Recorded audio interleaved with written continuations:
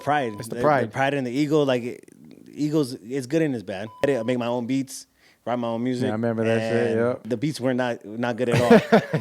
That's just the obstacles, because I have moments where I'm just driving and then I just think about my mom. You always had that quality, and now it shows in like your gear and everything else you're doing.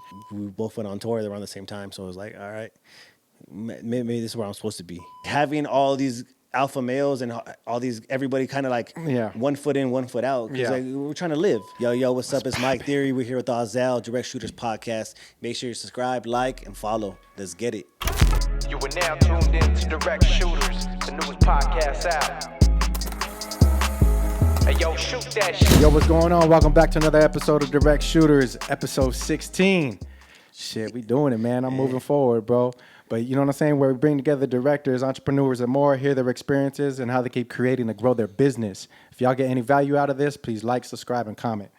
So with that being said, you know what I'm saying? I got my cousin. He's damn near like a brother to me. We've been through a hell of a lot. And to be honest with you, like, this could go many ways, man. We got so much things to talk about. We'll try to squeeze it in within this hour right here. But he's a military vet. He's an artist. He's a father. He's an entrepreneur. He has a clothing line. And he's just recently doing his podcasting, man. So give it up for Mike Theory. Yeah. What's up, man? What's up, my boy? How's it going? Good. Shit, long time. And episode 16? Episode 16, man. That's right. Moving along, right?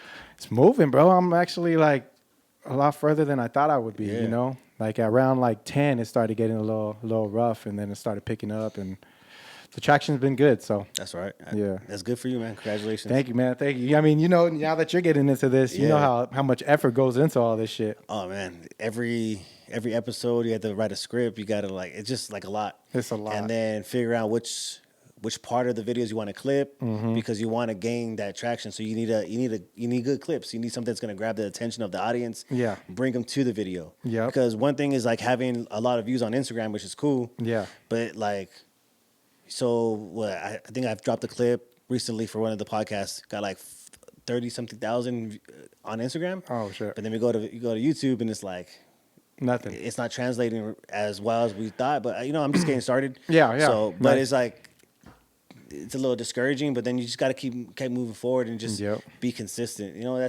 That's the main part. Overused word a lot. Yeah. And especially as an entrepreneur or as in the music game or in podcasts, whatever, like it's a very overused word. Yeah. But the reason it's overused is because it's the most truest thing that you can say. Fact. Like when consistency is key. Yeah. When somebody asks you for advice and that people tell you be consistent.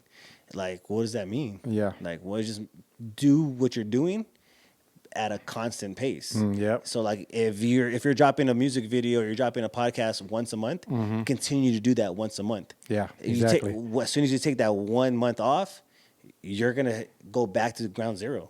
Facts. You're trying to build something. So you have to, if you're doing it once a week, do that once a week, but forever. And that's how you be consistent. So whatever it is that you're doing, do that routine continuously. And that's what being consistent is. My boys are already dropping gems. You know what I'm saying? We just getting started, man. I like it. I like it. Hell yeah. So, like I said, bro, I introduced you a little bit. Told them what's cracking with you, man. But let them know what's up. What's your name, where you from, and what you do. Mike Theory is the name. Grew up out East LA for a little bit and then moved out to Whittier. So I kind of represent both cities. Just have a lot of history that comes back from East LA, but I did my upbringing in Whittier. Joined the Marines when I was 18. Went to Iraq, came back. Once I got out of the Marines, I went to school for a little bit for engineering. That's when we started doing a lot of shows. We're Audio Assassins. A lot of shows back in the day, and then it just kind of slowly evolved into where I'm at now. Yeah. It's just kind of figuring things out as we go along. I knew once I got out that I needed to be creative. I needed to do something that's going to keep my mind working. Like I can't just sit behind a desk all day.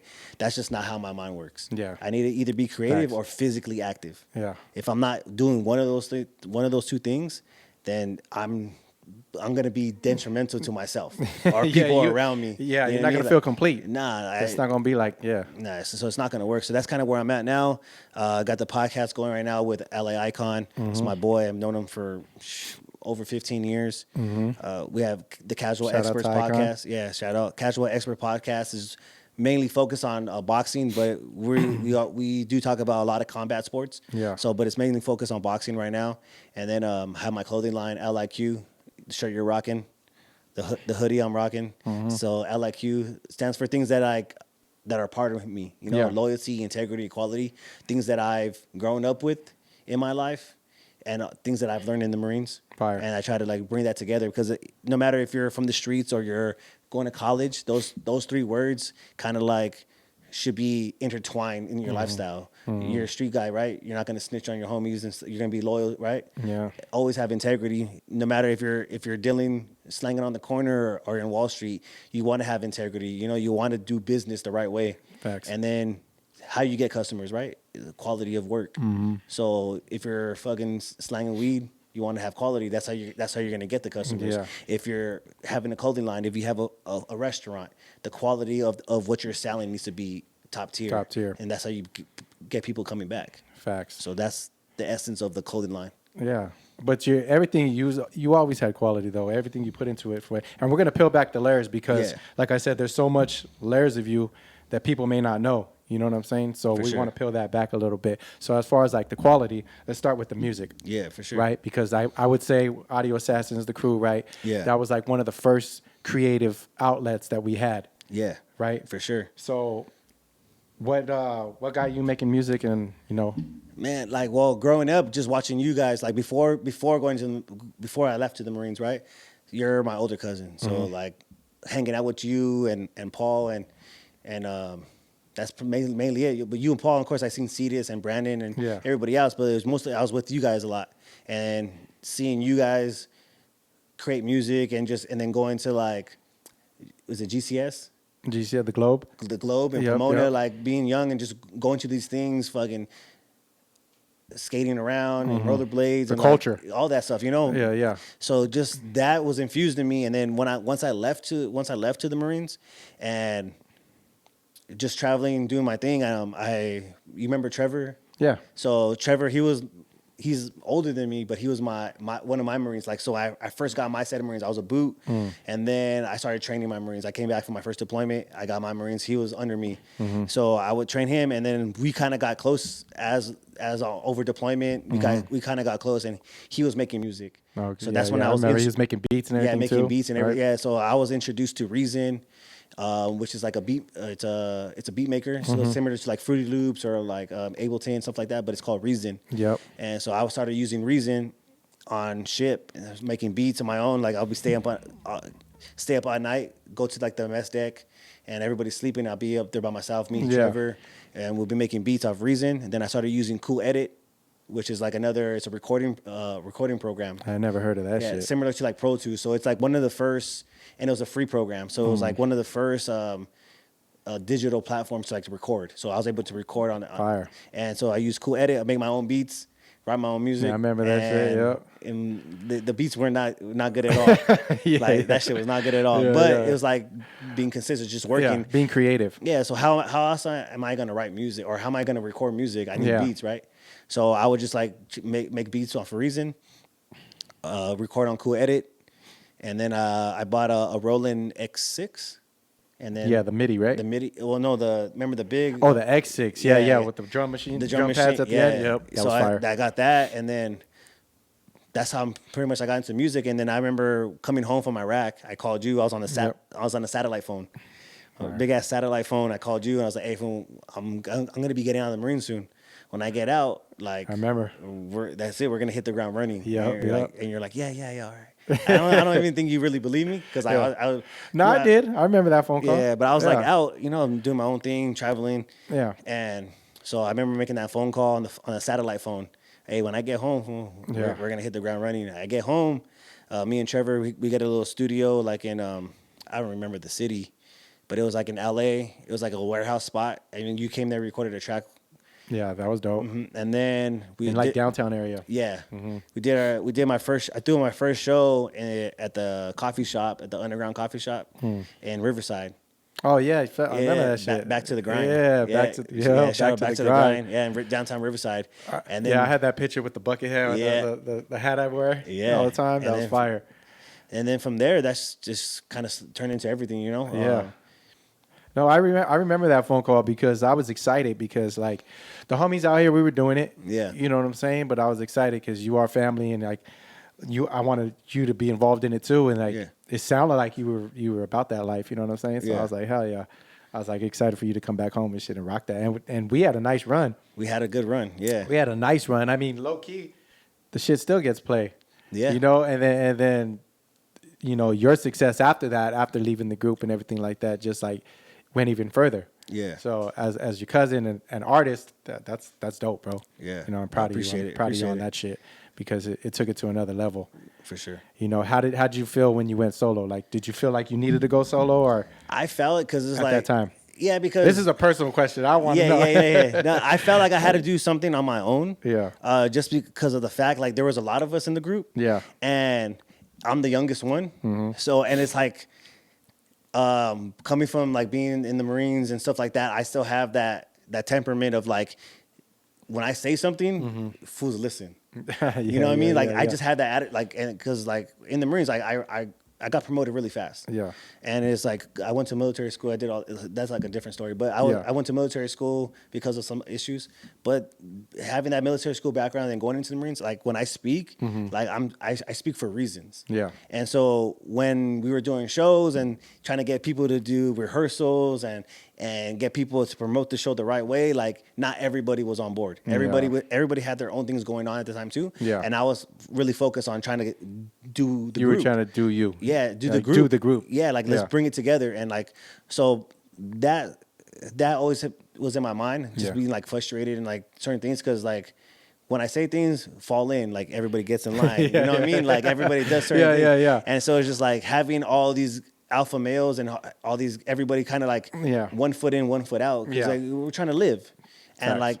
And me coming home, like I was in a unique position because I was going to school. I was using my GI Bill, Yeah. and then I was collecting unemployment at the time.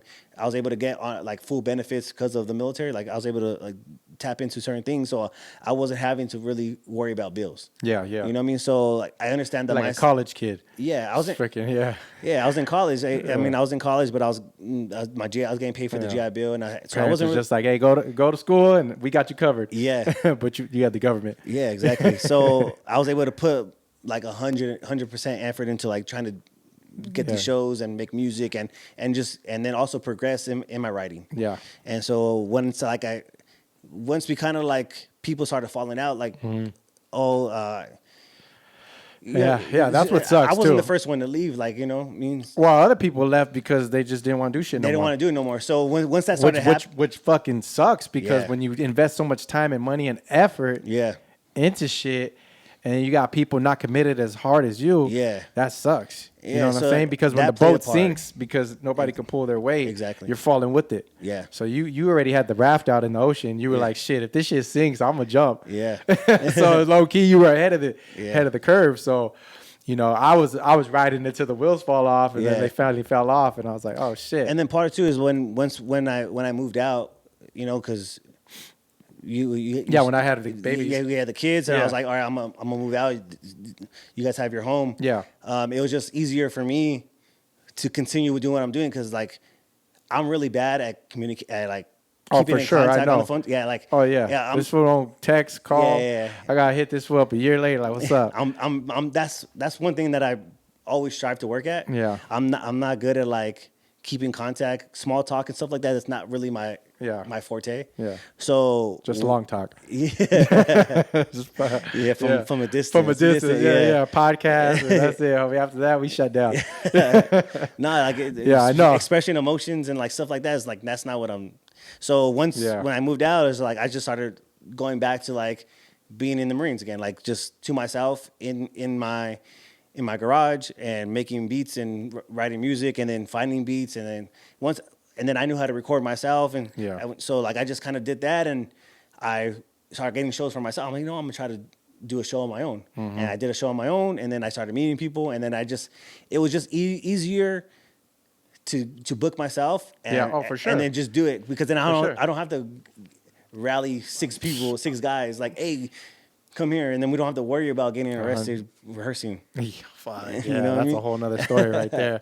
So it's That's just, a whole nother that's thing kind of, right there. That's kind of the transition that I. No, for sure, and I totally get it because actually super relatable from just like last week Yeah. when I shot that video by myself with the fog. Yes. Right, the little movie type vibe. Yeah. And I was by myself. I needed no actors, no extras. I went out there. I shot the fog. Everything Yeah. was like B-roll type of stuff, and I got it done in like 2 days.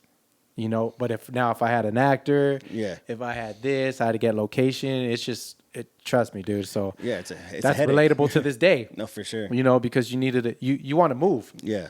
And people ain't moving as fast as you, dog. So it's like, fuck, Yep. I gotta go. You know what I'm saying? So I totally get that shit. Just the communication thing, you need to fucking step up. Yeah, I know. You know? Just so we can talk, because in business you need to communicate. Yeah. And I need to understand where you're coming from. You need to understand where I'm coming from. And then when we meet, it's like, Yeah. we already know what's Exactly. popping. So Yeah. you know what I'm saying? For sure, no, because we even during that time, me doing my solo stuff, you doing your solo stuff, we still made music together. For sure. Like, we still have tracks together. For sure. But it's just, And like I said, going back to the quality from the first thing, you Yeah. were always about quality because you ran into E-Man. E-Man was sick. Yeah. Shout out to E-Man. shout out to E-Man for sure. He's a sick engineer. You know what I'm Yeah. saying? So that shit came out solid. You had Icon shooting some videos. You had other homies shooting some videos. Yeah. I still need to shoot one of your videos. We have videos together. We have videos that together. you shot. Did I? LA. We have City, Icon shot. Yeah, no, but the recent video, our most recent video we did together, I got the horrible memory. with Jay Bless on the hook. With the pictures, I forget the name of the song. Oh, yeah. Came Too Far. Came too far. Yeah, That Came was Too- a fire video. That's a fire song. That's a fire song. Yeah. That's a classic song. I Yeah. wish we'd have got fucking Jose out here I know. to take care of that hook. But nah, man, you done a gang. Like I said, quality, bro. You Yeah. always had that quality, and now it shows in like your gear and everything else you're doing. So, where do you feel with music right now? Is it just a passion project, or Yeah, I How don't you- think I'm ever gonna like completely get rid of music Mm-hmm. out of my life because like it saved my life. We want to be cliche, but Yeah, like yeah. being in Iraq and being able to write in my notebooks, Yeah. like that helps a lot. Like Mm-hmm. you know, like not having to sit with those memories because I'm able to write them down. So Mm-hmm. that's where like the music comes into play. You know what I mean? Like, that's where like at first it was just like, oh man, like my older cousins are rapping. Like, oh, I want to rap. Yeah. And then it grows into like being overseas and like not really having an outlet Mm-hmm. and seeing things and doing shit over there.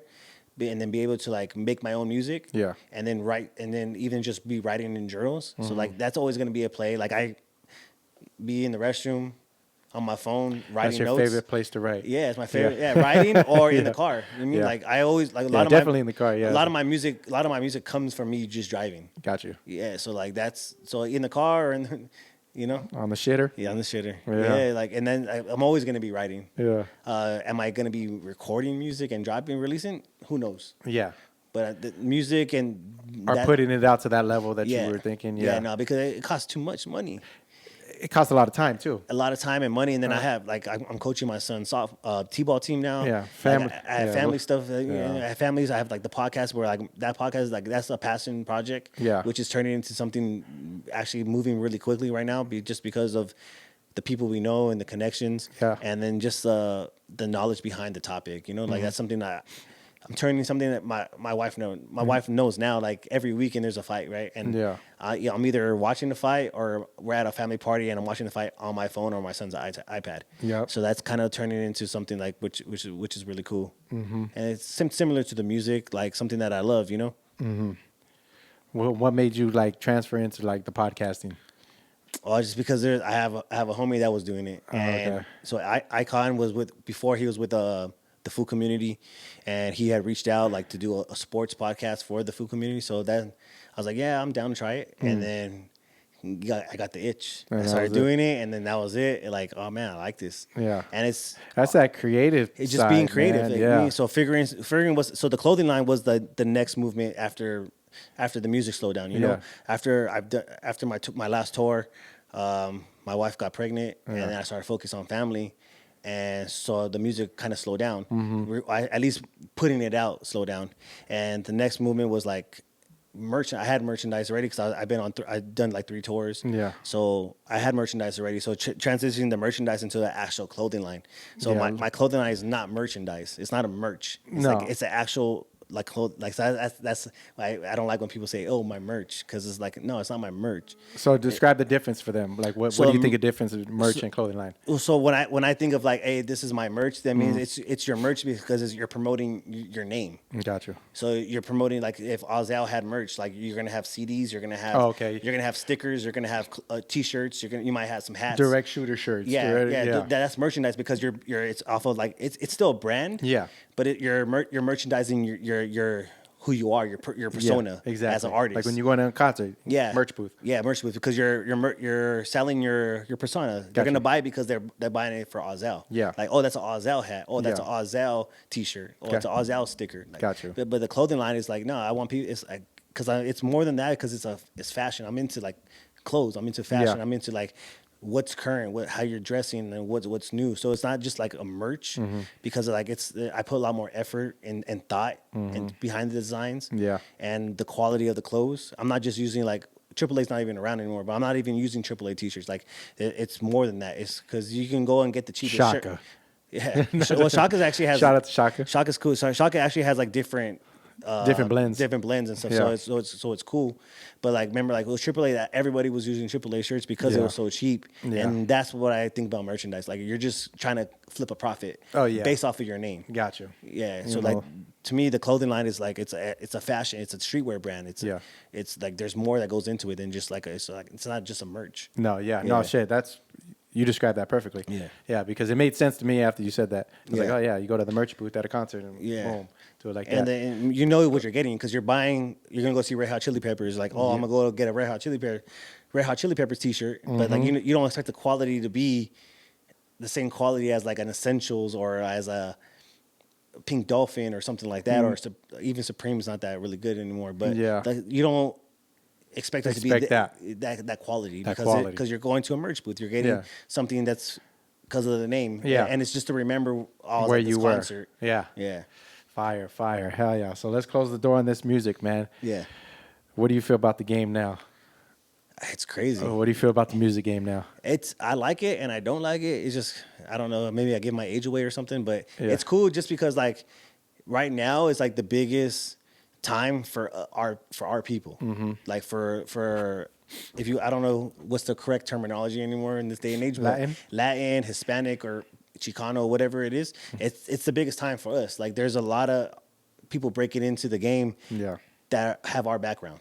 Which is cool, which is good to see, which is cool to see. It's not just Puerto Ricans in the rap game no more. You have actual Mexicans and different Latinos, like, blowing up. For sure. So, like, that's really dope to see.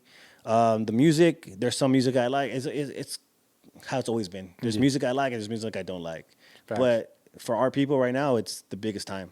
Yeah, that's true. I mean, especially out in LA, man. Yeah. LA is popping right now. For sure. You know, with Latin artists, even Texas. And I mean, Latin artists been popping, but they're finally getting the recognition on higher levels. Yeah, they're getting exposure from bigger artists, like being on their albums and stuff like that. So it's dope. Like, it's really dope to see. Yeah, and you feel like social media is helping all that? Of course. Yeah. Yeah, social media is helping. Like, you have a bigger outreach now. You can reach farther places. I'm curious, though, to be honest with you, how many of these Latin artists are actually signed to, like, labels or major labels? You know what I'm saying? Because a lot of them that I see, they're probably, like, independent artists. Yeah. Or maybe I just don't know they're signed. But how many artists out there, like, are actually signed being a Latin or Chicano? You know what I'm saying? Yeah. To major labels. That's a good question. That's what I'm curious. So if y'all know, drop a comment. Let us know what Latin artist, Chicano rapper, wherever, who signed where, who signed to a major label. Yeah. Because I'm actually curious, because social media makes them look popping. Yeah. They're doing their thing and all that, but are they signed to a major label? Not saying you have to go major. Yeah. I'm just curious. I actually think they're doing good, even if they're not signed to a major label. I'd rather have them be not signed to a major label. Facts. Because especially major labels nowadays, it's not the same. Like, there's no money in there. There's no money. Yeah, and most of them, unless you have big leverage, you're getting signed to a 360 deal. Now that's guaranteed nowadays. But unless you have big leverage, where you're able to, like, negotiate and get the money out of them, then flip it. But if you don't have that big leverage, then I wouldn't continue doing what you're doing.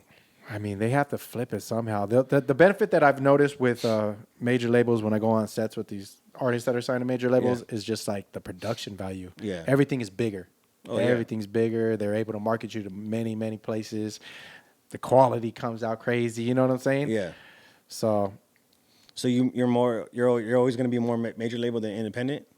me? No, I don't. I love independent because I'm an independent artist. Yeah. And if I could get it popping as an independent artist, I would say go that route. Yeah. You know, but also like you're young, I wouldn't mind, you know, I would get signed to a label, but it would have to be under a deal that I agree to. Yeah. And then I would flip that. You know what I'm saying? I suggest if you get signed to a label, use it to its full potential. Yeah. You see what I'm saying? Don't just sit back on it and be like, I got signed to a label, I got money, I got big shoots, and I'm going to floss it and spend it stupidly. Yeah. You see what I'm saying? Like, I would, like, the age that I'm at now, I'd be like, yo, I'm reinvesting this shit. Yes. All that money is cool, but I'm going to reinvest it on property, ownership, you know, getting a store, getting a podcast place, you know, Yeah. getting a facility, something where it's like you're putting it back, you know what I'm saying, in your pockets, in your family's sure. pockets. Yeah, of You course. know? That's Generational wealth, because a lot of these fools get signed, like let's say you are an underground artist and all of a sudden you got a big deal. Fuck, now you want to just be stupid with it. yeah. So that's just a suggestion of being smart, you know? No, for sure. So how do you feel about the military, man? Like how do you feel the military structured you as far as being the person you are? It's a love-hate relationship. Yeah. Yeah, it's a love-hate relationship. I love it. Would I do it again? Of course, in a heartbeat. Mm-hmm. I would join in a heartbeat. That just set me up. It took me away from being retarded. Really shit. Yeah, like I was like Really so. though. Not to get too deep into it, like Yeah. I got in trouble really young, and I ended up going to military school. My choice. Yeah. You know, my choice. I met some guy in high school, and he was like in a Police Explorer program, and then I was just talking to him as we're in an auto shop, and I wish I could remember his name to this day. I don't remember his name, but I met him in auto shop class, and he had told me about this Police Explorer program. So when I went to check it out, I actually ended up finding a Young Marine program, and so that's what I like. Growing up, I was like, I'm Yeah, gonna go to the you Young were Marines. you were young when you Yeah. went. Yeah. So I started doing the Young Marine program, and then the instructors from that Young Marine program, they actually ran a military school. And so I told my mom, I want to go to this military school. And she's like, are you sure? I'm like, yeah, I want to do it. And I was on probation at the time and stuff. So she's like, all right, let's do it. So I went, had to do an interview. They already knew me because of the Young Marine program, so it was a little easier interview. Got into the school, did 2 years there, junior, senior year, and then I went to the Marines after that, and I loved it. Like, Yeah. I traveled the world. I went to war, came back, seen a gang of places, met a lot of homies. Yeah. Certain things that I don't like, I won't get too specific on certain things like that. But like once you get a certain rank, it just starts getting a little political and stuff like that. But Yeah. I just decided at that time it was time for me to get out, and got out, went to school, and then getting out and going to school, that it just structured me to be more organized, more focused on certain things and how to get the job done. Like that's one thing I really learned in being a Marine is how to get the job done, because no matter what happens, there's always a way to finish the job. Yeah. There's always Right. there's always a way. So like I just figure out how to get shit done, and And you can use that in your everyday life, even Every- being creative, right? yeah. Get shit done. Yeah, because even like writing a song or trying to come up with like a script for the podcast what we're going to talk about, you get stuck on certain points. You get writer's block or certain sure. things. So it's like learning how to learning how to attack obstacles without getting really frustrated. And that's something that I've had to learn, because I used to get really frustrated when I was younger, and still to this day I still get frustrated. But but now when I start to notice the signs of the frustration, like it's just certain things that I do to get away from it. Yeah. You know, go to the gym, take a deep breath, take a walk. Now I have 2 boys, so I'll go wrestle with my sons, and just try to. That comes with experience of life, I guess. Yeah, and right? try to fill yourself with happiness instead of having that frustration inside you. So, but Fire. yeah, the Marines, Well said. getting shit done. Getting shit done. Yeah. That's yeah. There's a saying in the Marines, right? It's adapt and overcome. Oh. So that plays into that part of getting shit done. You have to adapt and you have to overcome. If you have a plan, that plan's not always gonna go what you think it is 100% of the time. Probably 99% of the time, that plan's gonna get effed up. Yeah. And you're gonna have to figure a new plan, a new route, something else comes up. Damn, I'm gonna have to think about it. Yeah, I like that one. Yeah, so adapt and overcome. Adapt and overcome. I'm gonna have Yeah. to use that one. Yeah. That's fire. Yeah. Hell yeah, I like that, bro. That's really cool. Let's get into this clothing line, man. Yeah. So what inspired you about the clothing line? I've always liked clothes. I mean, I'm gonna talk from Yeah. experience. Is like, Yeah. you always had fashion, Yeah. right? This fool was a model.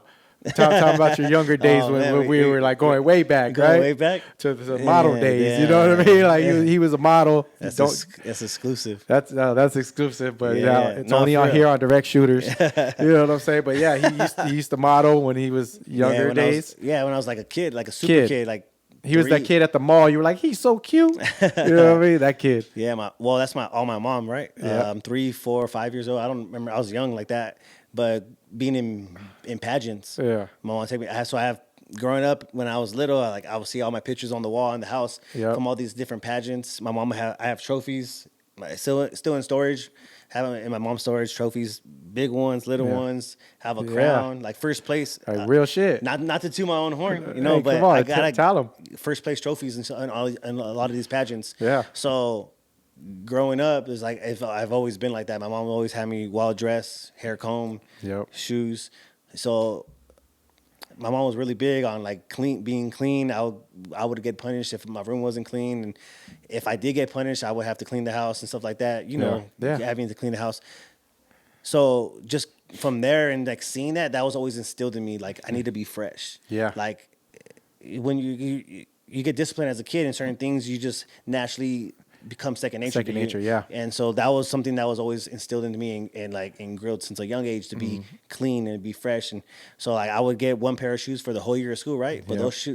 those shoes will be clean all year. All year. Yeah. Yeah. Every 2 days I would take off the shoelaces. Yeah. Soak the shoelaces. Get the toothbrush, clean my shoes, Yeah. and then rinse my shoes, and then get my shoelaces, clean my shoes with my shoelaces. So that's how you clean the laces and the shoes at the same time. Clean your shoes with the Your shoelaces. Yeah. So I used to soak them in water, right? In Yeah. warm water, and then I'll take them out and then rinse them, and then put soap on the shoes, like Dawn soap, on the shoelaces, and then use the shoelaces as a rag, as a scrub, Oh. and scrub my shoes with my shoelaces, and then Fire. and then That's fire. that's how I used to clean my shoes. And then also with the toothbrushes, you get like the corners, like the crevices. You use the toothbrush to get like the sole. Oh, okay. But always use my shoelaces as a scrub, and then clean both the shoes and the shoelaces at the same time. That's fire. Oh yeah, I like that. Yeah. Yeah, I never did that, but yeah, she instilled that. Yeah, because I mean, you were young, bro. Yeah. I remember going to your house, having all kinds of pictures out there. I'm I used to like, hate that- it. I used That's to hate right. it. Well, Growing I'm up, sure I- as you got older, you were like, "What the fuck?" Yeah, and Yeah. like older, I used to hate it. But then now that I'm older, man, I just embrace it. Like, Yeah. I mean, can I say? Yeah. No, but I mean, it instilled that. yeah, for sure. It instilled like fashion and being clean or good looking. You know, Yeah. taking care of yourself. You know Yeah. what I'm saying? Like, and we can go into details about going to the club and stuff. You know what I mean? But yeah, Yeah. I mean, but No, for on, sure. on the fashion stuff, like, Yeah. yeah, that's you know. So rest in peace to your mom. You know, we'll get into that. But definitely, she instilled that in you, bro. yeah. Yeah. So As I got older, I started realizing, why am I mad at getting first place? I should have been mad if I No, was for sure. I should have been mad if I was getting last place. Yeah, Like, exactly. why are you doing this to me? Why are you doing this to me? I keep getting last place. Exactly. Then you be mad. But Yeah. now I was actually winning, so it's like, all right. yeah, but you were a kid, so you know you get embarrassed. I mean, my Yeah. kid's in 7th grade now, and she don't want me to go anywhere with her. You know what I'm saying? Like, Yeah. they're embarrassed about everything. You know. Yeah. So Like, I'm the cool dad. Yeah, I'm the cool dad, but yeah, you don't want to go to the dance with me. All right, it's cool. But trust me, like you were a kid, but now as an adult, Yeah. you value that. Yeah. You know what I'm saying? So with the clothing line, how did that get started? And So the clothing line, so my first solo album was called Liquid Courage, right? That's my first official. I had like little projects before that solo, but that's my first like real, it's like a studio project. I recorded it at The Watch in Hollywood, and then Manny mixed it, mastered it. Shout out to Manny.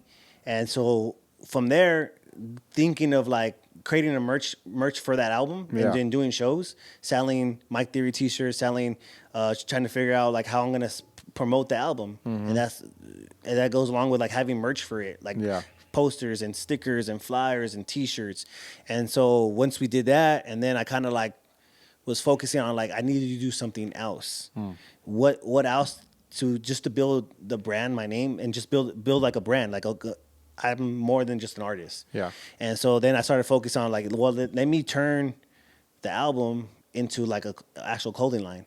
And so then we started flipping names. Like, well, I'm gonna call it Liquid Courage. Like, and then I started coming up with designs. I have designs for Liquid Courage that I have in my phone that I'm never gonna use. But I remember coming up with a design.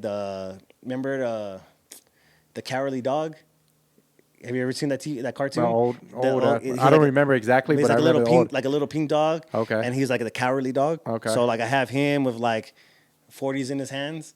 And like, oh, Liquid Courage, because that fool needs courage, and that's fire. so like kind of flip on that. That's fire. I remember doing a design about the lion from the Wizard of Oz. Oh, okay, the And Cowardly Lion. Yeah, so when he gets his badge, it says courage on it. Yeah. And then him holding 40s because he needs courage and he has the liquor. Oh, that's courage. funny. Yeah, so like I was just coming up and then I started thinking about it, I was like, how am I gonna promote this to kids? Like is this I'm gonna stick myself in a box if I do this. True. And so then I was like, I want to keep this name because it's my first album. It means something to me. Mm-hmm. Liquid Courage is also a term that we use in the Marines. When people get brave and you get into fights, like, damn, he was on Liquid We use Courage. that in the streets too. Yeah, so that's why I learned Get it from. beer balls. Yeah, you get beer balls. So in the Marines, it's like, oh, you had Liquid Courage last night. Yeah. So that's where the album comes from. So that's flipping the name. I just shortened it Gotcha. to Lick, L-I-Q. Yeah. And I was like, I need an acronym for it. I don't want it just to be called Lick. For sure. Because then that's going to get misconstrued in certain things. So we turned it to so we instead of calling it Lick, I call it L-I-Q. People call it Lick because yeah. when you just see the three letters, Yeah. it's just easier. Oh, Lick, which True. is cool too. Like, Yeah. And I take it from an artist standpoint. Yeah. It can be interpreted however you want. Yeah, exactly. For me, it's LIQ, and that's for loyalty, integrity, quality, and then from there, I just started coming up with designs. I had reached out to in the first initial starting of that clothing line. I had reached out to my sister's boyfriend, Kevin, and we exchanging ideas to come up with some designs. And then from there, it just turned into me starting to learn how to use Photoshop and learn how to create my own ideas. Get it done, yeah. Because I would sketch things out or sketch things out in my own way. No way I can draw, right? But I'll sketch my own way just to get an idea. And then have him. Yeah, have him and then come up with ideas. Or if he came up with an idea, he'll send it to me and I would do my critique on it. And then we started building from there. And then now I have myself. I do designs. I have Turtle. Shout out to Turtle. He comes. I shoot him ideas, stuff that I can't do. Yeah. I shoot it to Turtle. He brings it to life. Nice. And going from there, and then I just go to downtown LA. I go to different shops, and I just spend the day looking at different fabrics. Yeah. And trying to figure out the clothes. What do I like? And then certain things. Then I get. I send you designs sometimes. I get ideas. Like I send designs to a couple different people that I'm really close with. Just get some feedback. You know, like so. Yeah, I remember when I was starting Yellow Tape too, when we used to go, remember? When the kids were little, man, I used to take them to downtown. We used to just go look around at clothes. Yeah. Just look at materials, try to figure this shit out. Yeah. So you've been doing it for a minute. Yeah. What has been some of the obstacles that you came across in this? Life.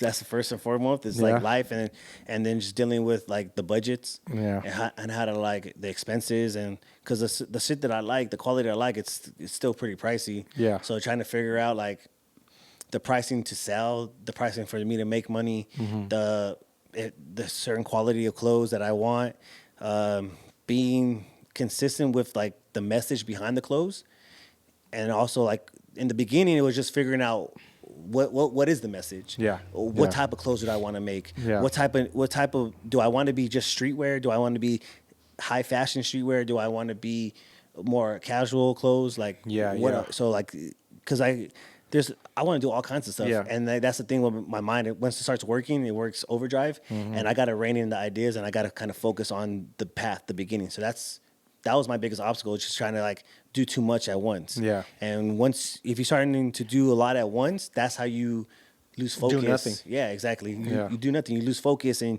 you get overwhelmed, and then you don't do nothing at all. Yeah. So because you just got too much going on. Yeah. That's low key how I've been feeling like with this editing stuff. Like if I don't write it down, it's all in my head, and I'm just not getting shit done. Yeah. Because I'm like, fuck, I got this going on, this going on, this going on, and I take care of little pieces here and there, and nothing gets done. Yeah. If I write it down and I go down the list, and boom, I check off that box, and Yeah. we move on to the next. Yep. So yeah, I can totally agree with that, especially because I think your stuff is like streetwear with a little bit higher end fashion. Yeah. So you're in between that balance, and I would say the only reason why you're probably in that balance is because of financial. Yeah. Right. Because the real shit that you want to do is you ain't got the money for it. You're Yeah. independent. You're doing it by yourself. You know what I'm saying? Yep. So it makes it a little tougher. Exactly. But you're working with what you have, and it's looking good. Yeah. You know, the quality always comes out nice. I like the tees, how they fit. You know what I Appreciate mean? it. Good material, soft. I always tell you, like, what's up, bro? Yeah. Let me get some of these tees, you know? So you got to give me some game after this. Don't let everybody know. But yeah, I think once the budget gets in, Yeah. it's going to be higher, you know? That's going back to, like, independent artists, you know? If they had the bigger budget, I'm sure they'd do a lot more. Like me, if I had bigger budget to shoot movies, we would already had a for fucking sure. movie done. Yep. You know, the idea is there. It's just, you know, doing the little baby steps. Yeah. As we keep going. Well, that's why I had mentioned to you when you dropped that clip about with the fog. Mm-hmm. I comment, and then you called me, and then I told you right away, like, this is what you got to be doing. Yeah. Because it's gonna eventually get you to do the movies, but at least you get that itch of wanting to do a movie. For sure. You can still do it on a short. What's Like the on word? a shorter scale, like a short film type thing. short film time. So you do like clips, like you're clipping it. Yeah. And eventually, maybe those clips can put them together and they turn into a movie. Facts. Yeah. And we need that spark of inspiration. Yeah. You know, that little drive, like even being on here and maybe even talking about it gives you that drive to get back home and be like, man, I'm going to get to work. You remember how when we used to perform at shows, bro? Yeah. We'll get off stage. We'll hit the studio the next morning like, fuck, I need to make another hit. Yeah. Like, I love that feeling of just being on stage and the energy drive, you know, and it's fucking felt good. You know what I mean? did. So it's the same thing. It's No, a for creative juice that we need to fulfill, like our passion. Yep. You know, because you said earlier, like, you're always going to have that music. You're Oh, always yeah. going to do it. We're always going to find some way of creativity. Mm-hmm. There just might be in a different source. Exactly. You know what I'm saying? Like, the different vehicles taking us there. So For sure. that's how I feel. I mean, that shit don't go anywhere, bro. Nah. It's not on you. It's in you. Exactly. You know what I'm saying? And that's how I feel with this shit. Like, you ever wanted like to give up? All the time. Anytime that you ever want to just All say the time. fuck it? Yeah? All the time. Yeah. Like all the time. It gets bro. rough, huh? It gets rough. Yeah, it gets rough. Oh, really though, man? Because, and I asked from experience too, because Yeah. I feel the same way. But I'd, like to hear yours. There's just times where it's like, man, like, F this. And Yeah. just like, let's go get a job and like, let's just work. And then, Yeah. but then that, like, I can't be that. Like, Yeah. I can't. Like, then when you take that step back, because it's a moment when like when something you think is really fire, like, oh, I just created this hoodie and it's like, it's so sick. And like, you go and drop it and like, it's not moving the way it moved. I'm like, oh man, like what? Like, and you start second guessing yourself, start doubting yourself, and like, Yeah. like man, like, all right, I guess what I think is cool is not cool, or like, Yeah. I don't like. I thought I knew this, but I really don't know it. Yeah. But it's not about that. It's like, stuff is not gonna pop like that fast and it moves. So that same hoodie that I had dropped, it wasn't moving. I went and did a pop out. I went and did a pop up, and it sold out. So it's like, okay, like I just need to be out there. Yeah. Like you need to just like, Instagram is cool, but it's never gonna replace Yeah. the human interaction. Definitely not. So that's the thing. So like, you just need to be out there. Yeah. Keep going. So that's I have those moments when things are not moving the way they're moving, but then when you go and you change your scenery, you change your surrounding, then you get that spark That of inspiration again. energy. And oh shit, okay, people actually like this. I just need to be out here more. Okay, cool. Like, change your approach, and then because I know for a fact, like, going to a job every day, like, it's not for me. Yeah. I've done it. I do it, but it's like, I need to be creative. Yeah. I have to have that, some type of creativity, and or just being physically active, like going to the gym. Now I'm coaching my son's t-ball team, like just being out there with the Yeah. kids and training, and just like I need something like that. Yeah. I can't just be working out all the time. That's Like, true. Yeah, you need to change your environment at Yeah. times, Yeah, same thing with me. I mean, tell me it doesn't feel good when you're out there, even though you're not getting paid for it, you're Yeah. not nothing, right? But you're out there with your kid, and, and you're coaching the other kids because Yeah. you're already into sports and stuff like Yeah, that. for sure. So it's like, just like showing, like inspiring other people. You know what I Yeah. mean? And then just seeing your kid like actually enjoy a sport that you love. Yeah. So it's like, oh man, That's even clutch. Yeah, because it's like now, like we can actually like talk about something, or we actually have something in common. Like, because there's nowadays. I know for a fact, like growing up, like I know my dad likes sports, right? But we don't like the same teams. Yeah. And like, but my son likes the same teams. Everything but football. So it's like it's cool. So I get it because me and my dad don't like to have the same football team. Yeah. But it's like cool. Like he understands it, so we're able to talk, and he says he likes my team, but I can slowly see him changing. So it's cool. Hey, Like I mean, if he's a smart man, he would. Your dad's a smart man, dog. Yeah. I think he's gonna figure it out. Yeah. He might come over to Steelers or something. That was a Dolphins fan right now. My son. Mike is a Dolphin. Damn. He says he's like the Raiders still, but he's like slowly transitioning to a Dolphin fan. How? I don't know. I mean, dude, I heard him on Instagram. I seen him on Raiders. Yeah. I'm like, yo, this fool's gonna get signed. Yeah. I was like, Raiders gonna see this. He's gonna get that little mascot. He said he still likes the Raiders. He likes both teams, but I think He likes the Dolphins, huh? Yeah. Maybe he likes the colors. I think the colors are. One time when he was like really he's not. He's still, join the team, bro. My He's son like- likes the Rams. Oh yeah. Ariel's still on my side. That's but, right. Yeah. I guess still got Cam, but Yeah. You still, yeah. but I remember he was like 2 at the time, and he's been talking for a while. Yeah. So he was like 2, and we used to go to SeaWorld quite a bit. It took him a couple times, and when we were watching the game, and he's like on his iPad just like scrolling and stuff, and he started like watching dolphin highlights. And I just asked him like, "You like Dolphins?" He's like, "Yeah." I'm like, "Why?" And he's like, "It's because I go to SeaWorld and like the dolphins at SeaWorld." And so then like I think that was just in him. Like now he just like, kind of Yeah. since he was little. Well, he's still little. He's only 5, but he feels like he's fucking. Yeah, he talks like he's an old man. He feels like he's older, but so since then, like he just kind of like naturally gravitated towards them, and now he's older and he'd be watching highlights. Oh yeah, more and more for Dolphins too. Oh So shit, it's crazy. That is funny. How has the family changed your outlook on priorities? Completely. Yeah. Yeah, it's them first. So all. Well, we had sorry to cut you off, but you had goals back then because we were moving. You had the studio. Yeah. You had. I was we on did start tour. a tour. We did all Yeah. kinds of stuff, right? And but it's different, right? With the kids. Yeah. So kind of tap in with that. How's that been? So I had just finished my last tour, and I had ended the tour in Washington, and then I get home. So my wife, my girl at the time, my wife now, she flew out to my last shows, Washington. We hung out, went to Vegas, came home, celebrating the tour. Like we completed the tour, it was cool. And then a couple months after that, she gets pregnant, and from there it's like I was planning another tour. Oh man, I was like in the process of planning another tour, Yeah. and she got pregnant, and so I canceled the tour because I didn't want to be on tour while she was pregnant. Yeah. And she could have possibly had the baby while I was on tour. Dang. So I stopped the tour, just focus on her and the kid, my son, and from then it's just been that's pretty Priority. much priority. Yeah, Yeah. like have my son. He was born in 2019. Bought my house in 2011. Mm-hmm. So 2 years after he was born, and then that's kind of just been it. Like trying to provide for them and make sure they're straight. Yeah. Got the house now. Got them. He's in sports. My youngest son is 2, and that's kind of just been it. Like everything I do is to make sure they're okay. So facts. all the projects that I have now, everything has to be taken in advantage. I can't be overspending on stuff because that's going to take away from them.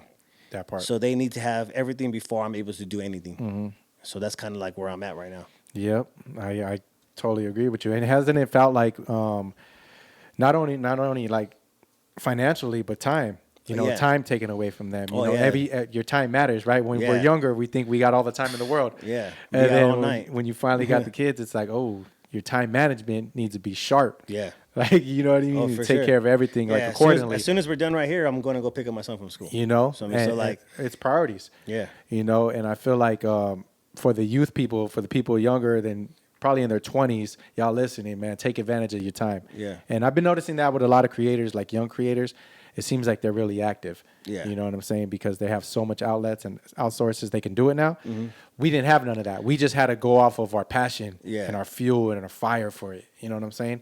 But now with them getting numbers, with them getting monetized, with them Yeah. they have so many incentives to push them to do that. Yeah.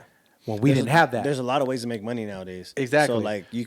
So now, like, our incentives to push us is our family. Exactly. So you know what I'm saying? Like that's And it's just finding the balance between doing what we would love and then spending time with who we love. exactly. So it's like you can love multiple things. It's just finding the balance. Like, what is worth more, spending time with the people I love, or just doing things that I love? Yeah. And you got to find that balance. You got to be able Facts. to make that time. And I feel like I'm getting there. I'm able to weave, like, do this project, and it's about having, like you said, you have that little checklist, right? All right, cool. I'm gonna take an hour out of my day. I'm gonna go do some clips. I'm gonna do some content, Yeah. and then I have another hour for practice, Yeah. and then we have another hour to hang out and do his homework. Then we make some dinner, and then at the end of the day, all right, I'm gonna go do some more clips, or I'm gonna go to the gym. Like, Yeah. so you just kind of just have every day has to be mapped out. Mapped out. Exactly. And one thing I could suggest is don't beat yourself up over it. Yeah. If you don't get that something done, I feel like you shouldn't beat yourself up, because I've been like had anxiety. I've been stressed out when I didn't complete a task. Yeah. You got to work day to day, man. Yeah. You know what I'm saying? And kind of just push through that. So you kind of answered my next question, though, because I was going to say, what's the biggest challenge you've been being a creator and Yeah, it's just a family man? having to weave everything in it together That time. and which is cool because like I've done clips with my son. Like, so if you follow me on Instagram or if you've seen, like, I've done like sports, mostly baseball. That was really into baseball. Yeah. So we done like doing the sports podcast, like, which is cool because I bring my son into the fold a little bit and he likes. He loves the camera. He loves. He's Yeah, he's not. you shy can follow his Instagram. Yeah, Yeah. He's not shy at all. He sings the national anthem. He does all kinds of things. Like he's not shy at all. So like him talking about sports, like he can go on forever. I asked him a question the other day because the Dodgers had just won their first spring training game and it was against the Padres. So I asked him, "Hey, did you see the highlights?" He's like, "Oh no, I saw it." And then he just started a Going 25-minute conversation. But I wasn't even in the conversation. He was just 25 minutes of him talking about Ohtani and Mookie Betts and how they hit, and he just kept going. And Yeah. I'm just driving and he's just talking. I'm like, I Bro. say all I was able to say was yes. Oh Yeah. man, that's cool. He took it from there. Yeah, he didn't let me jump in. He was just and like, which is cool. I just let him That's funny. experience his mind for a second. For sure, yeah, for which sure. is cool. Like, That's awesome. yeah, Yeah, we're gonna have to bring him on episode 17. yeah, Yeah, that's tight, man. You know, Mike, he could talk, man. Yeah. He keeps going, bro. Oh, that's funny. What do you teach, like, as far as like the kids raising them, man? What are some of the values that you instill in them? Oh man, I just try to have them do things on their own.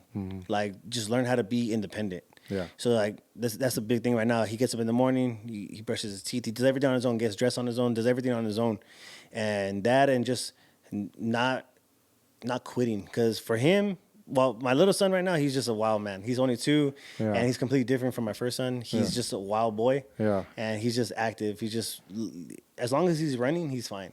So like that's with him, it's a little different. I do things with him a different way. Yeah. Because it's He's just more of like a bam bam. yeah, exactly. Yeah. He just likes to hit and run and play and kick the ball. Yeah. And so with Michael is like, I try to like a lot of things come easy to him. And since he was little, like since he was a year old, like he started talking at a year and a half. He's already reading at 5. He's reading. He knows his numbers. He does math. He does addition and subtraction. Yeah. Like he does a lot of things very easily. So he really likes baseball. But with him, I had to teach him how to stand the right way, how to hit, and so when he wasn't able to do certain things, he would get frustrated, and he was like try to walk away.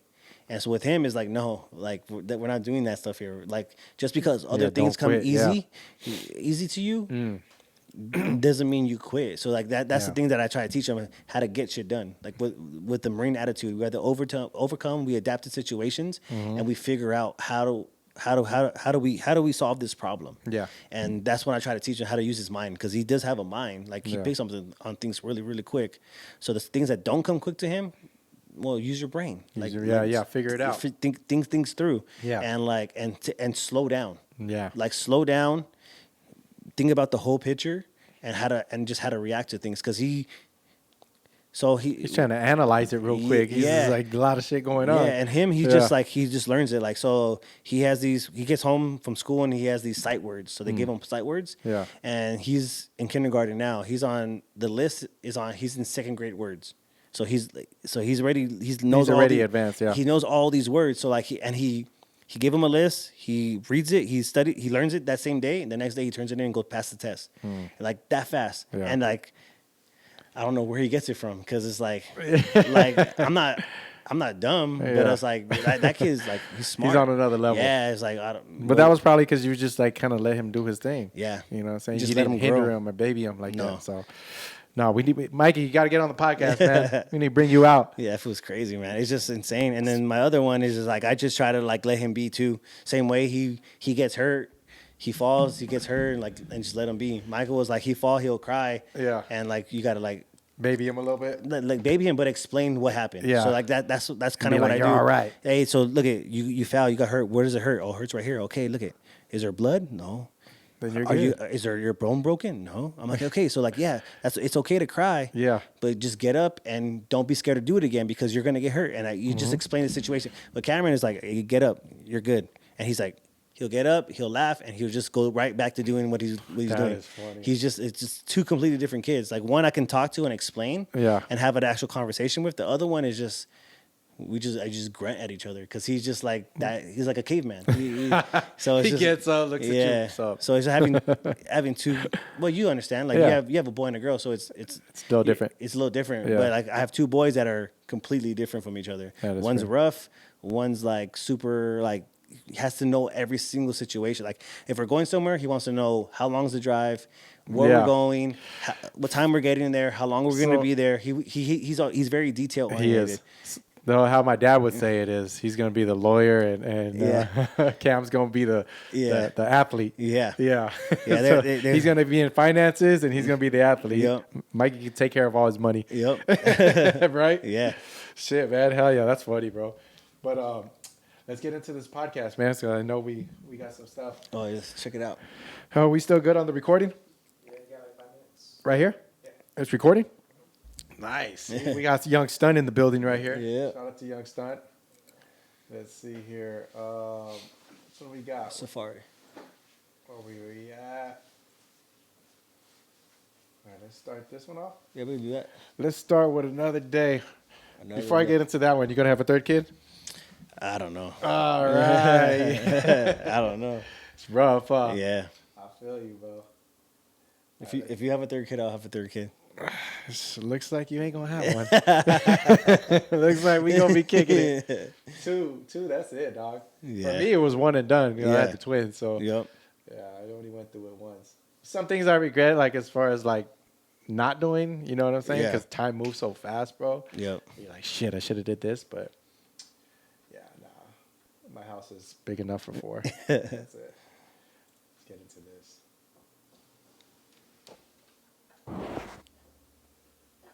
All right, this is Mr. Mike Theory. Let's make this bigger right here. Another day. Another day. Oh, I thought that was the Magnum at first. Oh. Like, oh damn, I don't remember that. Oh yeah, okay, I remember this one. Yeah. Yep. It's off my second solo project. Off No Guarantees album. No guarantees. Yep. Big stacks. Something light. Something light. Especially at that time. Yeah. Where is this location at right here? That's in City Terrace. Oh, In East okay. LA, City Terrace. That's where we shot All Cities, right? Yeah. Yeah, one at that liquor store? Yeah, my part. Yeah, so it's up on the hill. Yep. So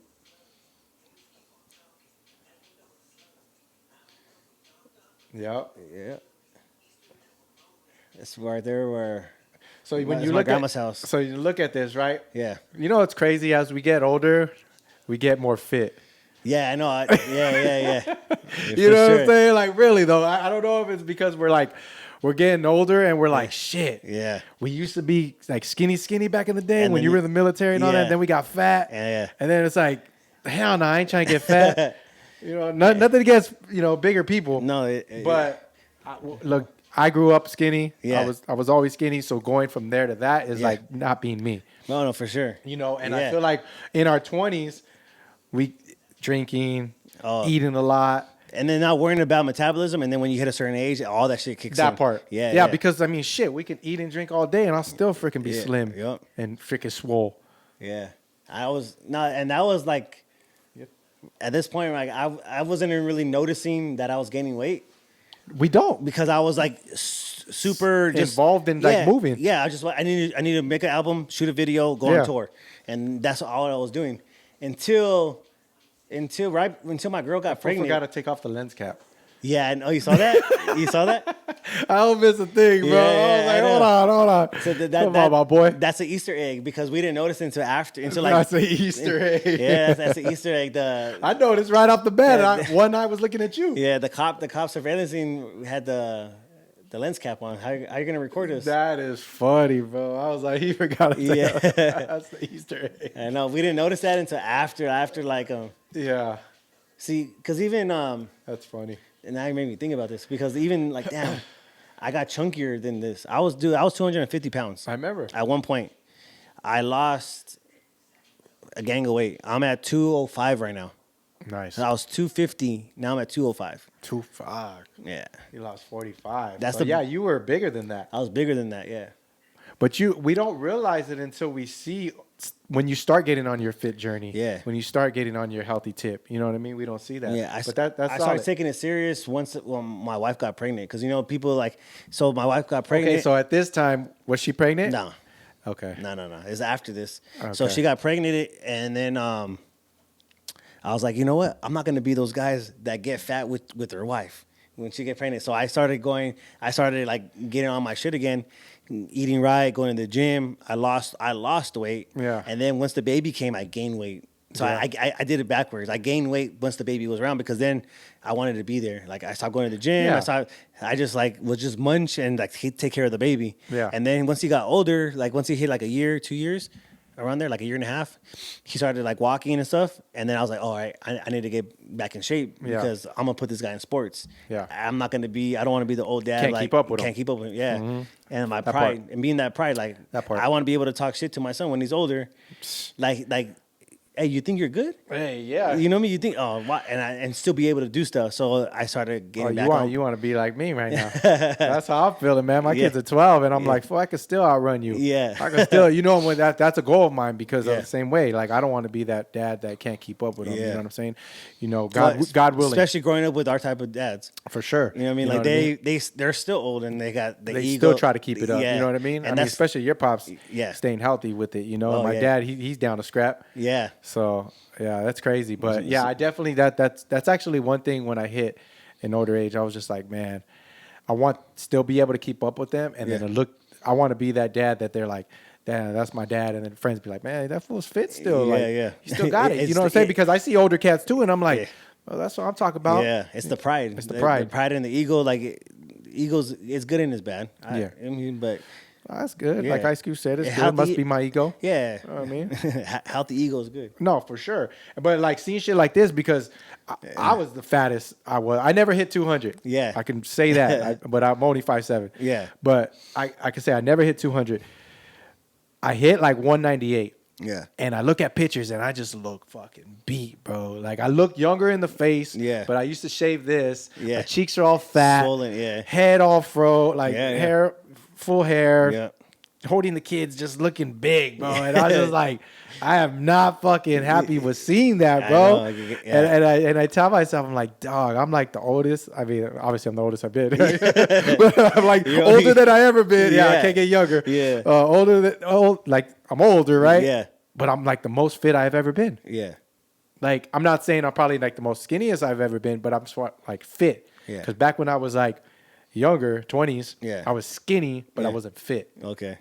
I was just naturally skinny. Definitely not the most fit I've been, Yeah. but I'm No, I'm getting there. Yeah. I'm trying to get back to like, I don't necessarily want to get to that because there's different types of fit. Like I want to be functional, a functional fit. So like I don't lift as heavy as I used to. Uh-huh. It's more about like more reps. still being strong, but still having like muscle endurance. Yeah. So that's what I'm looking for. Like before, I was like, when I was younger, I wanted to be super strong because I was young. I just wanted to lift heavy. That's what we are. I want to lift heavy, but I ran a lot, so I had endurance. So like, but now I don't run really. I still do cardio. I jump rope and I'll like incline on the treadmill and stuff like that. Yeah. And I do a lot of jump rope. So I just want to be more like, it's just different type of fit. Yeah, that's and true. I just need. And I think I'm cool around where I'm at, 205. I probably maybe the lowest I want to get is like 190. I used to be like 175. Oh shit. Like that was like that's where I'm at right that was now. like my Marine peak weight, like 175, fucking shredded. Used to run 3 miles in like 18, 30, 20 pull, like do all that. That was like marine stuff. But Yeah. I don't want to be that. For me, my body, I don't want to be that skinny. I still want to have a little bit of meat on me. Yeah. So like 195, You 190, can still get that meat, but I mean, I get Yeah. what you're saying. Yeah. Yeah, that's. And it's harder now, like you said, with the metabolism. Oh, you know, for sure, shit yeah. Fucking gets harder. Yep. Let's see. We got this other one, right? So this is moving into like the podcast, Yeah. like more recent stuff right here. Yeah. Are we good on that camera over there?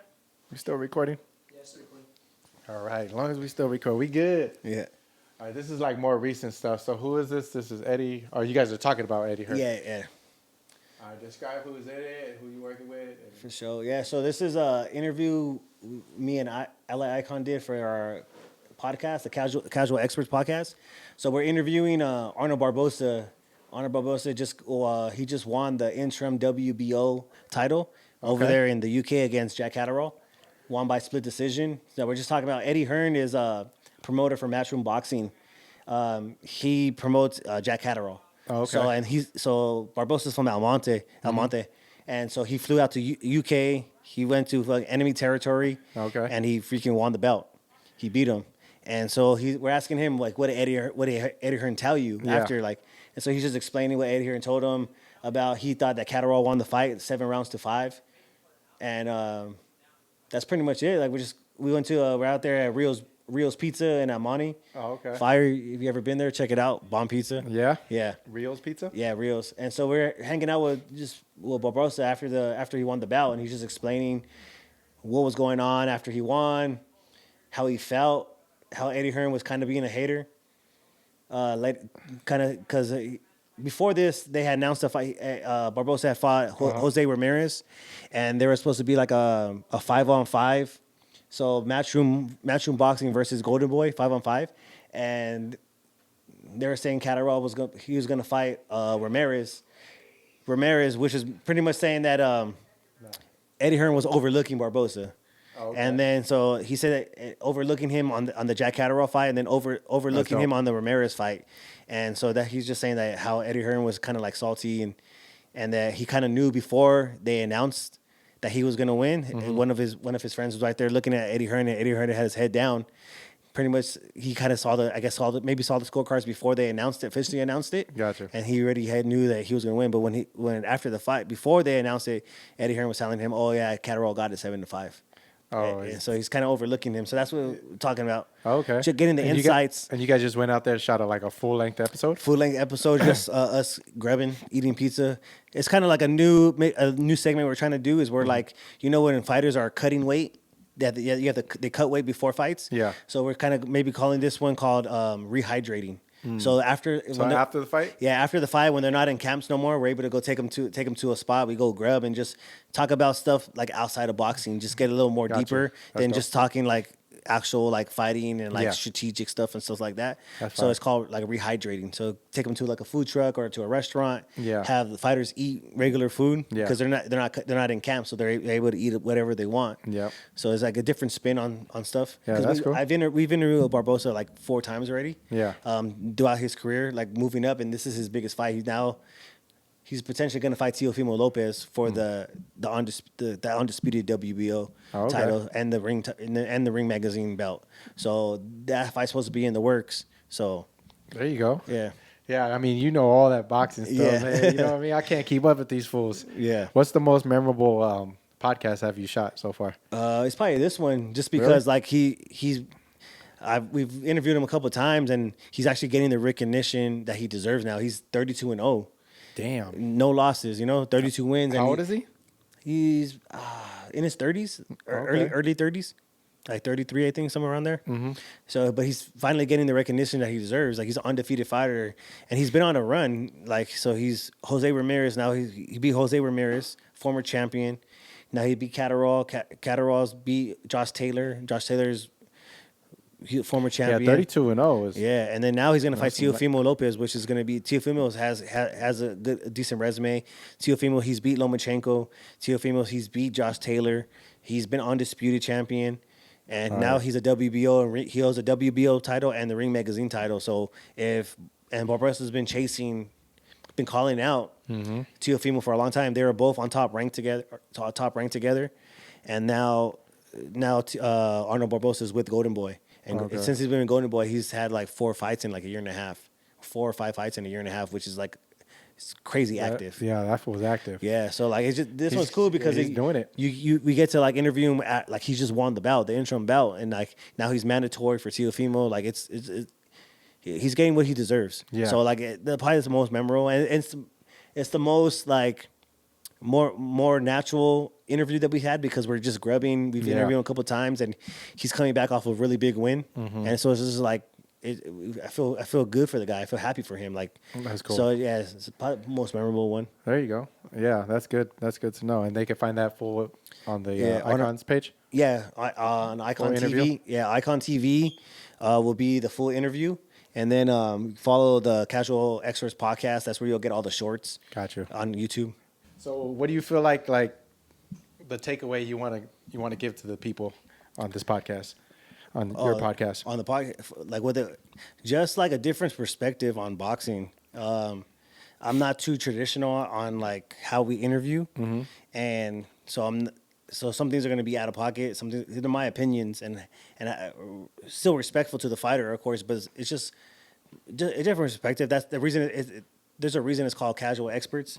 We got casual people that watch boxing with the expert opinion. Yeah, you know what I mean. So it's just like it's just our takeaway, and it's just something that I do on a daily basis. Anyways, I watch and just give the people a different perspective on boxing. Yeah, different insight on it. And hopefully we're able to, to get answers to questions from these people that we interview that are like more insight to the actual fighter and the way they think, the way they live, the way they take care of their bodies, the way they prepare for the fights, and the actual like how severe it is what they're doing. Because you're going out there and you're asking somebody to punch you in the face and punch you in the head. Like it's... Well, they ain't asking for it. They're trying to dodge and dock it. But well, you're asking for it. You're going in there and you're standing somebody face to face. You're trying to take away... You should expect it. Yeah, they're trying to take away your dreams the way that person's trying to take your dreams to become world champion. Yeah. And the way they're doing it is by punching each other in the face. Facts. And yeah, there's skills behind it of moving your feet, knowing the distance, knowing the ring and how to dodge. Yeah. So hopefully we're able to bring that perspective and actually just bring attention to these fighters that are coming up that are really good. Yeah. That just they're not getting that attention yet. Bring insight to how they prepare and what it takes to actually become a world champion and become a professional boxer. That part. Yeah, that's cool. Because if they have bigger platforms and stuff like that, I'm sure they're not getting that deep in different questions that you guys ask. Yeah. Every interview, some questions come up are kind of the same, but then it's like you always got that little spin. Yes. That's why the guests will be like, that's a great question. You know what I mean? So, hell yeah, man. That's dope. If you were to go back to your younger self, what would you say? What kind of advice would you give yourself? Man, I know that's a question people ask a lot, but I always like seeing interviews and I'm like, I think about it, but then I never really think about it too much because like, what would I say to my younger self? Like, because everything that I've done has led me to where I'm at right now. I would just say be smarter on how you move with your money and be smarter how you move around certain people. Because that's one big thing that I've learned, especially in a certain time of my life where people really close to you have done you really dirty. And it's always the person that's really close to you that's always done you dirty. So just be smart on how you move around certain people and just be smarter with your money. Yeah. That's good advice right there. Yeah, I mean, because the time you spend with certain people, you can't get back. Yeah. Right? And then a lot of times when you're spending it with people that aren't good for you or, projecting you to be the best version of yourself, they're taking away money too. Yeah. Because, you know, you're going out, hanging out, doing Yeah. this, doing that, spending money. You know, every time you leave the house, it's like $100 out here. Oh, for sure. LA is expensive. You leave the house, bro, it's $100 off the bat. Yep. So if you're leaving the house to go kick with people that don't really matter, you're spending money on them as Yeah, well. Exactly. So that's like clutch advice right there. You know what I'm saying? What's your definition of success? I'm successful right now. I have my family. Everybody's healthy. We have a roof over our head, and we're not. I'm not rich, but I'm not really struggling either. You know what I mean? Like I grew up kind of struggling. I know that difference, and I have so much respect for my mom now. Now that I have a house and I have my kids, I don't know how she did it by herself, but I'm successful, man. Like my kids are healthy. I have a roof over my head. I'm doing things that I love, and my kids are happy. Like that's the thing. Like as long as they're happy, my wife's happy, my family, if we're good, like everything else is just icing on the cake. For sure. So I feel like I'm successful already. Yeah, and I would That's say my definition. I would say you are. You know what I'm saying? I mean, the goal is to keep growing and keep getting better. Yeah. And then at the end of the day, it's to benefit your family. Yeah. Because I'm not gonna ever pay off. I mean, God willing, things start moving a lot quicker. Yeah. But paying off a house is a big thing. You got a house $750. You got a house $5. Like, who's really gonna pay it off? You know what I'm saying? If you do pay it off, they're gonna enjoy that. Yeah.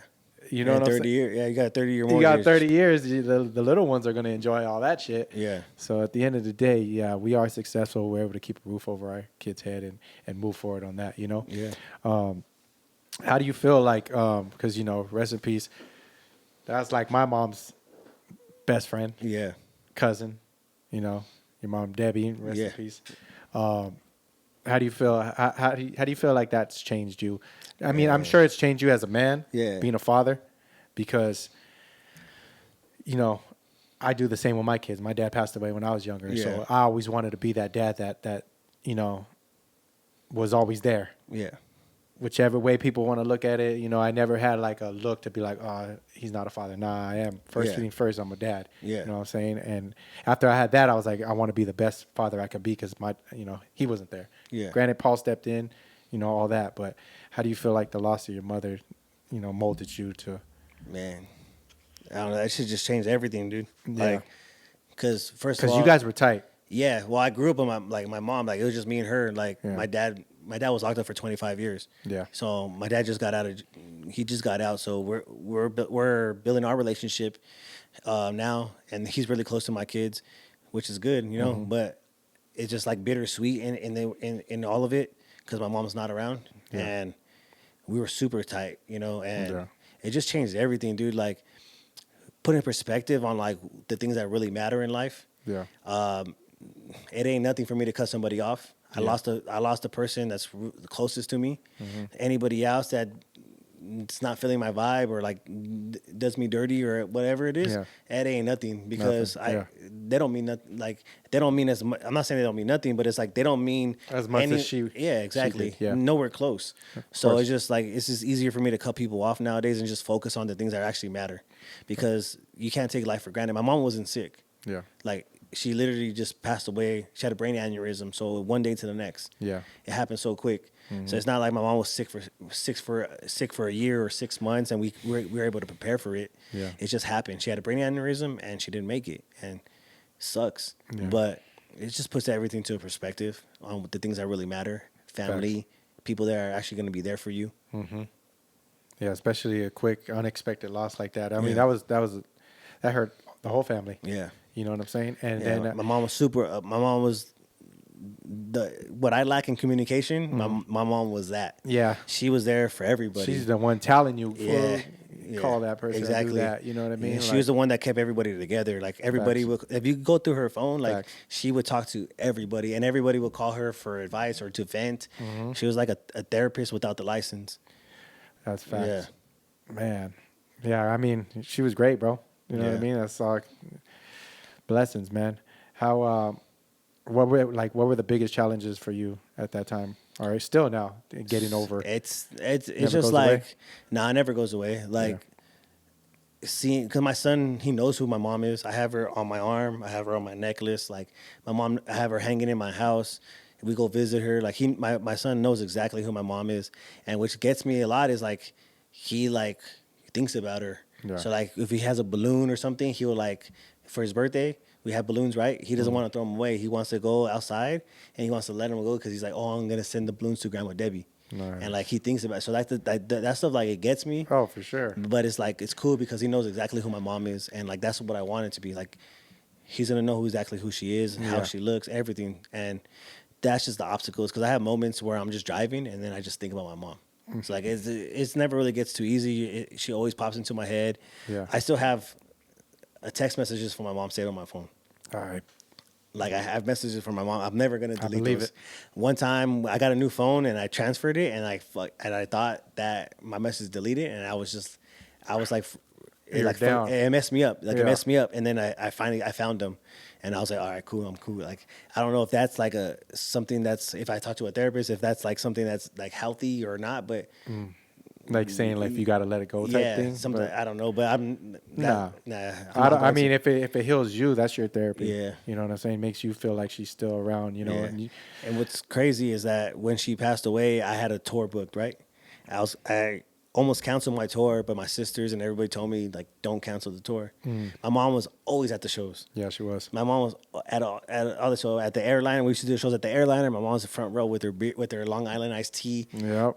at the show. The festival we did at Solstice. Solstice. She was there. Like she was at all the shows. Slaughterhouse show. Yeah. Like she was there at all the shows. So like everybody told me not to cancel. And so 2 weeks after my mom passed away, I went on tour and it was like rough by myself on tour. Like I wasn't by myself. I was with the homies. Yeah. But it's like by myself, you know? No, for sure. And which is crazy. So shout out to Troy LLF he's from San Francisco. That's what I was on tour with. He had just lost his pops. And so we were on tour together. I had lost my mom. He had just lost his pops. Yeah. And so that's kind of like we had something.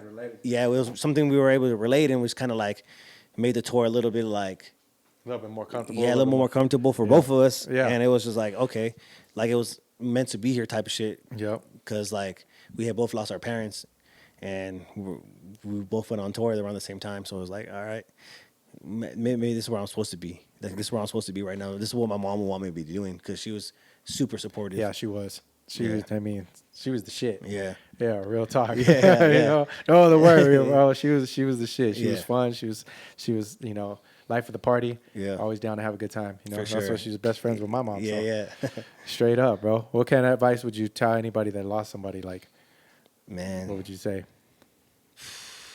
just don't run away from the feelings. Mm-hmm. Like embrace the feelings, embrace your hurt, because that's how you're gonna. That's where you're gonna remember the most. And it's easy to forget. Like as you get older, certain things just slip away. So by embracing the pain and by embracing the feelings is going to bring you closer to the person you lost, because like that's when you're really going to be able to embrace the emotions, and then you're going to be able to visualize and actually see all those memories that you had with that person.